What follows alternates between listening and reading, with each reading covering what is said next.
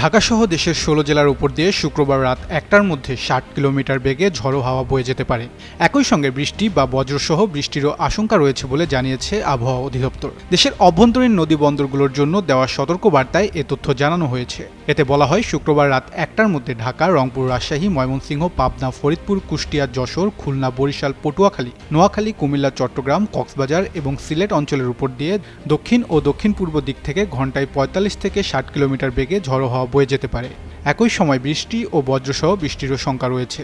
আবহাওয়ার নিয়মিত বুলেটিনে বলা হয়, উত্তর পশ্চিম বঙ্গোপসাগর ও তৎসংলগ্ন উত্তর উড়িষ্যা, পশ্চিমবঙ্গ উপকূলীয় এলাকায় বিরাজমান সুস্পষ্ট লঘুচাপটি দুর্বল হয়ে লঘুচাপ আকারে বর্তমানে উত্তর উড়িষ্যা এবং তৎসংলগ্ন বিহার ও গাঙ্গেয় পশ্চিমবঙ্গ এলাকায় অবস্থান করছে। মৌসুমী বায়ুর বর্ধিতাংশের অক্ষ পাঞ্জাব, হরিয়ানা, উত্তরপ্রদেশ, লঘুচাপের কেন্দ্রস্থল ও বাংলাদেশের মধ্যাঞ্চল হয়ে আসাম পর্যন্ত বিস্তৃত রয়েছে। মৌসুমী বায়ু বাংলাদেশের উপরে মোটামুটি সক্রিয় এবং উত্তর বঙ্গোপসাগরের প্রবল অবস্থায় রয়েছে। এ অবস্থায় ১৮ জুলাই সকালের মধ্যে রংপুর, ময়মনসিংহ ও সিলেট বিভাগের অধিকাংশ জায়গায় এবং রাজশাহী, ঢাকা, খুলনা, বরিশাল ও চট্টগ্রাম বিভাগের অনেক জায়গায় অস্থায়ীভাবে দমকা হাওয়াসহ হালকা থেকে মাঝারি ধরনের বৃষ্টি ও বজ্রসহ বৃষ্টি হতে পারে। একই সঙ্গে দেশের কোথাও কোথাও মাঝারি থেকে ভারী বর্ষণ হতে পারে। একই সময় সারা দেশের দিন এবং রাতের তাপমাত্রা সামান্য কমতে পারে।